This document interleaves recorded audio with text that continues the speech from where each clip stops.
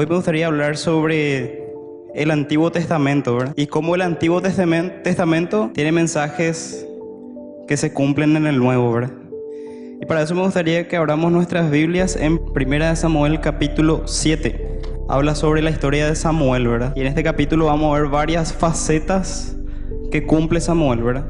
Dice 1 Samuel capítulo 7 del 1 en adelante: vinieron los de Kiriat Jearim, que es una ciudad israelita, ¿verdad? Israelíes. Vinieron los de Kiriat Jearim y llevaron el arca de Jehová y la pusieron en casa de Abinadab, situada en el collado, y santificaron al Eleazar su hijo para que guardase el arca de Jehová. El arca de Jehová era una caja, tenía 2 querubines y adentro estaban las tablas de la ley que había entregado Dios por medio de Moisés al pueblo, ¿verdad? Entonces el arca de Jehová era como la presencia de Jehová. El 2 dice: desde el día que llegó el arca a Kiriat Jearim pasaron muchos días, 20 años, y toda la casa de Israel lamentaba en pos de Jehová. Habló Samuel a toda la casa de Israel diciendo: si de todo vuestro corazón os volvéis a Jehová, quitad los dioses ajenos y a Astarot de entre vosotros, y preparad vuestro corazón a Jehová, y solo a él servid, y os librará de la mano de los filisteos. Entonces los hijos de Israel quitaron a los Baales y a Astarot y sirvieron solo a Jehová. Y Samuel dijo: reunid a todo Israel en Mizpa, y yo oraré por vosotros a Jehová. Y se reunieron en Mizpa y sacaron agua y la derramaron delante de Jehová, y ayunaron aquel día y dijeron allí: contra Jehová hemos pecado. Y juzgó Samuel a los hijos de Israel en Mizpa. Cuando oyeron los filisteos que los hijos de Israel estaban reunidos en Mizpa, subieron los príncipes de los filisteos contra Israel, y al oír esto los hijos de Israel tuvieron temor de los filisteos. Entonces dijeron los hijos de Israel a Samuel: no ceses de clamar por nosotros a Jehová nuestro Dios, para que nos guarde de la mano de los filisteos. Y Samuel tomó un cordero de leche y lo sacrificó entero en holocausto a Jehová. Y clamó Samuel a Jehová por Israel, y Jehová le oyó. Y aconteció que mientras Samuel sacrificaba el holocausto, los filisteos llegaron para pelear con los hijos de Israel. Mas Jehová tronó aquel día con gran estruendo sobre los filisteos, y los atemorizó, y fueron vencidos delante de Israel. Y saliendo los hijos de Israel de Mizpa, siguieron a los filisteos, hiriéndolos hasta abajo de Betcar. Tomó luego Samuel una piedra y la puso entre Mizpa y Sen, y le puso por nombre Ebenezer, diciendo: hasta aquí nos ayudó Jehová. Ebenezer en realidad significa piedra o roca de ayuda, ¿verdad? Pero normalmente se le conoce por la frase que está aquí: hasta aquí nos ayudó Jehová. Así fueron sometidos los filisteos y no volvieron más a entrar en el territorio de Israel, y la mano de Jehová estuvo contra los filisteos todos los días de Samuel, y fueron restituidas a los hijos de Israel las ciudades que los filisteos habían tomado a los israelitas, desde Ecrón hasta Gat, e Israel libró su territorio de mano de los filisteos, y hubo paz entre Israel y el amorreo. Y juzgó Samuel a Israel todo el tiempo que vivió, y todos los días iba y daba vuelta a Betel, a Gilgal y a Mizpa, y juzgaba a Israel en todos estos lugares. Después volvía a Ramá, porque allí estaba su casa, y allí juzgaba a Israel y edificó allí un altar a Jehová. En el capítulo 7 vamos a ver varias facetas de Samuel. Samuel fue un profeta que desde pequeño su mamá le llevó al templo para que el sacerdote Elí le criara para que sea sacerdote también, ¿verdad? Bueno, y vamos a empezar a mirar un poco el contexto. Vamos a ir un poco hacia atrás. En 1 Samuel 4 vamos a ver cómo Samuel fue, digamos, instruido o elegido por Dios para ser profeta, ¿verdad? 1 Samuel 4:1. Gracias. Ahí dicen al principio, dice: y Samuel habló a todo Israel. Samuel era el profeta, ¿verdad? ¿Qué es el profeta? El vocero de Dios, el que comunica la voluntad de Dios al pueblo, ¿verdad? Ese es el profeta. Rubén, ¿me puedes ayudar también con 1 Samuel 3:19 al 21? Ahí otra vez confirma, ¿verdad? Confirma. En el 20: todo Israel, desde Dan hasta Beerseba, conoció que Samuel era fiel profeta de Jehová. Está confirmando la palabra que era un profeta, ¿verdad? En tiempos El libro de Samuel tiene una frase conocida también que le caracteriza. Dice: en tiempos en que cada uno hacía lo que bien le parecía. Y también dice el 3:1, el joven Samuel ministraba a Jehová en presencia de Elí, y la palabra de Jehová escaseaba en aquellos días. No había visión con frecuencia. No había visión con frecuencia. No había profeta prácticamente. Pero ahora Dios le bendijo al pueblo y le dio un profeta, ¿verdad? Samuel. Vamos a ver el capítulo 4. En el capítulo 4, versículo 2.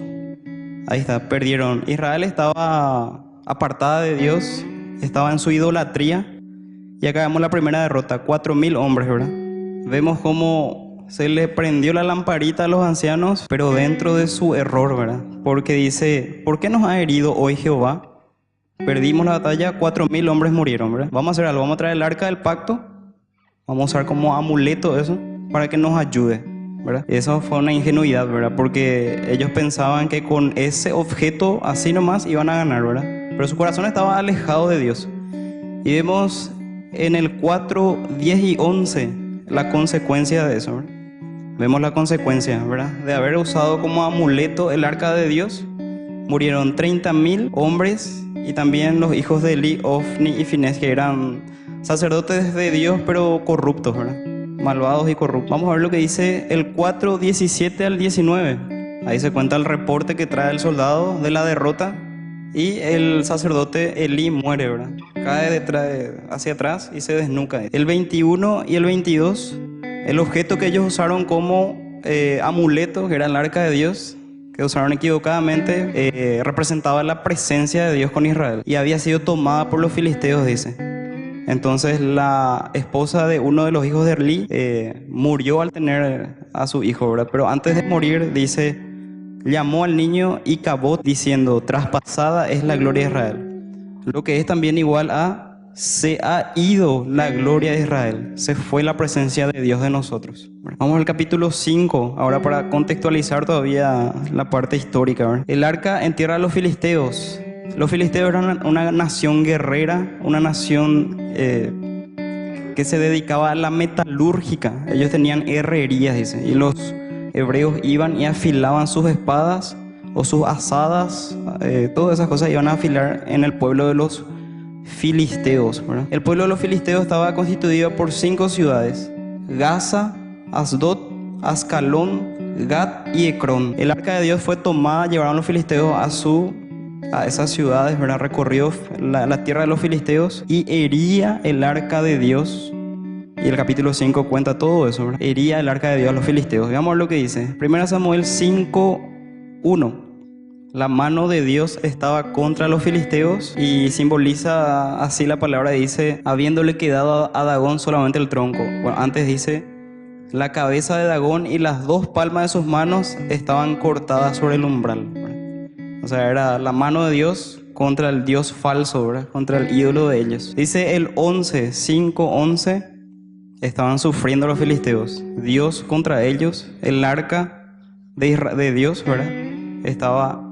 Dice ahí, la mano de Dios se había agravado. Pasamos ya al 6, cuando los filisteos planean cómo devolver el arca porque ya le estaba creando muchos problemas, muchas muertes, ¿verdad? Entonces 6, 4 y 5. Ahí los filisteos, como eran paganos, también eran supersticiosos. Entonces dice, vamos a devolver el arca, pero vamos a devolver con presentes, ¿verdad?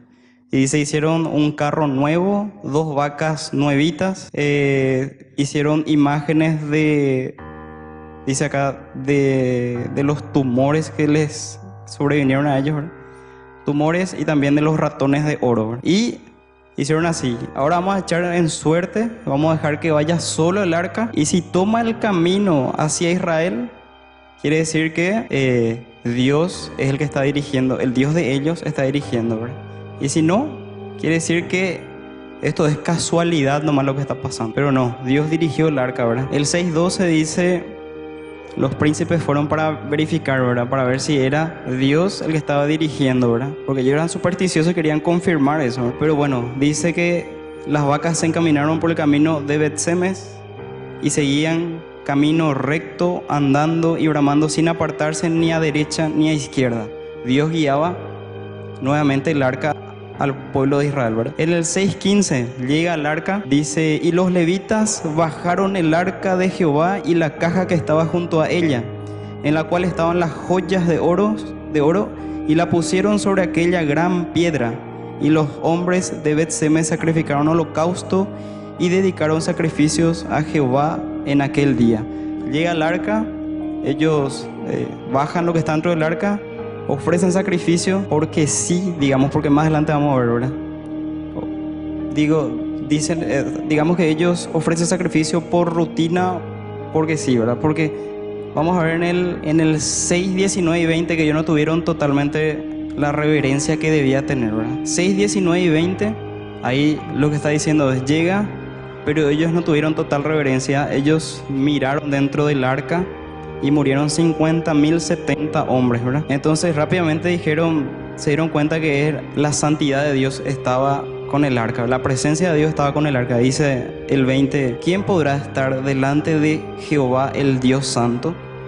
¿A quién subirá desde nosotros? Y así hay veces que nosotros no entendemos lo que Dios nos dice, ¿verdad? Nos dice que seamos obedientes, pero no queremos entender. Pero a veces con Pauli hablamos y él dice, hay veces que vos tenés que hacer nomás las cosas que dice Dios, ¿verdad? Sin preguntarte cómo, o sea, tenés que ser nomás obediente, ¿verdad? Y reverenciarlo, honrarlo, ¿verdad? Y los de Bet-Semes, que eran estos levitas, ¿verdad?, no querían tan cerca a Dios, porque rápidamente llamaron y le dijeron a los de Kiriat Jearim, que es otra ciudad israelita, le dijeron, vengan a buscar el arca porque nos va a matar a todos nosotros también, ¿verdad?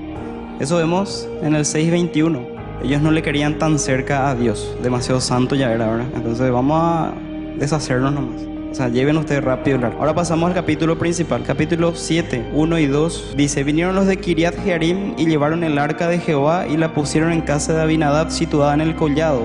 Y santificaron a Eleazar su hijo para que guardase el arca de Jehová. Desde el día que llegó el arca a Kiriat Jearim pasaron muchos días, 20 años, y toda la casa de Israel lamentaba en pos de Jehová. Había recorrido otras ciudades, se había ido a la ciudad de los filisteos, y después de mucho volvió el arca de Jehová a Kiriat Jearim, a esa ciudad. Bueno, y en el 3, eso también pasó porque los de Kiriat Jearim en un momento dado descuidaron el arca, ¿verdad? Ellos solamente querían las bendiciones de Dios, pero no le querían a Dios mismo, ¿verdad? No querían que Dios les pula, ¿verdad?, les limpie. Bueno, el 3 y 4 vemos cómo empieza Samuel, y ahí Samuel hace de profeta, ¿verdad? Y dice el 3 y 4, habló Samuel a toda la casa de Israel diciendo, si de todo vuestro corazón os volvéis a Jehová, quitad los dioses ajenos y a Astarot de entre vosotros, y preparad vuestro corazón a Jehová, y solo a él servid, y os librará de la mano de los filisteos. La voluntad de Dios es esa. El profeta diciendo al pueblo, dice, si de todo vuestro corazón os volvéis a Jehová, quitad los dioses ajenos y a Astarot de entre vosotros. Astarot, la diosa de la fertilidad, su culto incluía orgías. Más adelante también vemos que es Astarot y los Baales, dicen, ¿verdad? Ambos son los dioses de la fertilidad, uno es versión masculina y otro femenina, ¿verdad? Ambos incluían orgías y también incluía pactos de sangre, como cuando Elías peleó con los sacerdotes de Baal, ellos se cortaban y se hacían sajaduras.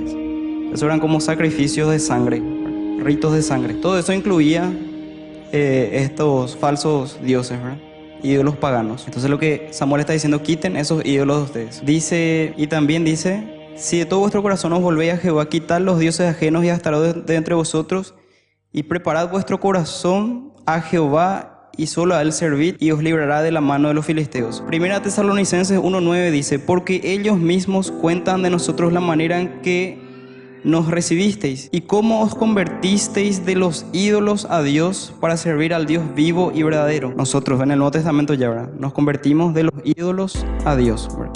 Eso es lo que le estaba diciendo también Samuel al pueblo. El 1 Samuel 7:6 dice, y se reunieron en Mizpa y sacaron agua y derramaron delante de Jehová y ayunaron aquel día y dijeron allí, contra Jehová hemos pecado. Y juzgó Samuel a los hijos de Israel en Mizpa. Ahí vemos el arrepentimiento real del pueblo, ¿verdad? Dice, reconocen ellos y dicen, contra Jehová hemos pecado. Y juzgó Samuel. Ahí dice, juzgó Samuel, ¿verdad? Antes era profeta, ahora es juez. En el 7, 8 y 9 dice: entonces dijeron los hijos de Israel a Samuel: no ceses de clamar por nosotros a Jehová nuestro Dios para que nos guarde de la mano de los filisteos. No ceses de clamar. Ellos sabían ya que el que iba a interceder entre Dios y ellos era Samuel. El intercesor suele ser, en el Antiguo Testamento era un sacerdote, ¿verdad? Entonces vemos que era profeta, juez, ahora es sacerdote en este momento, ¿verdad? En el 10 dice, no, en el 9, y Samuel tomó un cordero de leche y lo sacrificó. Eso es el papel de un sacerdote, ¿verdad? Y lo sacrificó entero en holocausto a Jehová, y clamó Samuel a Jehová por Israel, y Jehová le oyó. Dios le escuchaba a Samuel, ¿verdad? Dice Salmos 99, 6, les leo, dice: Moisés y Aarón entre sus sacerdotes, y Samuel entre los que invocaron su nombre, invocaban a Jehová, y él les respondía. O sea que Dios escuchaba a Samuel. Jeremías 15:1 dice: me dijo Jehová, si Moisés y Samuel se pusieran delante de mí, no estaría mi voluntad con este pueblo. Échalos de mi presencia y salgan. O sea que da a entender de que aunque en este momento, en Jeremías 15:1, el título dice: la implacable ira de Dios contra Judá. Estaba muy enojado Dios con Judá, con el pueblo, y dice que ni aunque Moisés y Samuel rogasen, yo no le voy a escuchar. Mira que yo le escucho a ellos, pero ahora no le voy a escuchar porque el pecado es grande. Le escuchaba: hoy por hoy todos nosotros somos sacerdotes, dice Apocalipsis 1:6, y nos hizo reyes y sacerdotes para Dios su Padre por medio de Jesucristo. A nosotros nos escucha hoy el Señor. Bueno, el Señor da la victoria. 1 Samuel 7:10. Y aconteció que mientras Samuel sacrificaba el holocausto, los filisteos llegaron para pelear con los hijos de Israel. Mas Jehová tronó aquel día con gran estruendo sobre los filisteos, y los atemorizó, y fueron vencidos delante de Israel. Dios dio la victoria. ¿Cuál era el recurso que usaron? Nos arrepentimos y le dijeron a Samuel: clamá por nosotros, orale a Dios, porque a vos te escucha Dios. A veces ya, y siempre debería ser, ese es el primer recurso, ¿verdad? La oración, ¿verdad? Porque Dios nos escucha, pero con un corazón arrepentido, un corazón que confía en Él, ¿verdad? 1 Samuel 7:12 dice: tomó luego Samuel una piedra y la puso entre Mizpa y Sen, y le puso por nombre Ebenezer, diciendo: hasta aquí nos ayudó Jehová. Ebenezer es piedra o roca de ayuda. Hoy por hoy nuestra roca de ayuda es Cristo, ¿verdad? ¿Para qué ellos pusieron? Samuel dice: puso una piedra y la puso entre Mizpa y Sen, ¿verdad? Para que cuando ellos mirasen atrás en la historia, pudiesen ver que le ayudó Jehová, ¿verdad? Hasta aquí nos ayudó Jehová. La idea es que la memoria es corta, pero tenemos que recordarnos, ¿verdad? Nosotros hoy nos toca eso también, ¿verdad? Ver que Cristo nos dio la victoria en la cruz. Cuando miramos hacia atrás en la historia, hace 2000 años, Cristo conquistó, ¿verdad? Bueno, entonces vemos como Samuel es un tipo de Cristo, una sombra de lo que se iba a cumplir en el futuro, ¿verdad? Porque nosotros tenemos un perfecto profeta que vino y predicó el reino de los cielos. Dice: arrepentidos porque el reino de los cielos se ha acercado, decía Cristo, ¿verdad? Cristo es nuestro sacerdote porque Él intercede por nosotros. En Romanos 8:34 está eso, ¿verdad? Cristo es nuestro juez, ¿verdad? Porque todos compareceremos ante el tribunal de Cristo, dice la palabra. Y Cristo es nuestra roca de ayuda. 1 Corintios 10:4. Varias veces la Biblia menciona eso, ¿verdad? Que Cristo es la roca, nuestra roca de ayuda. Entonces, hermanos, no tenemos que conformarnos con el arca del pacto. Ellos tenían el arca, pero tenían que anhelar al Señor del arca, ¿verdad? No nos conformemos con la cena del Señor, sino con el Señor, ¿verdad?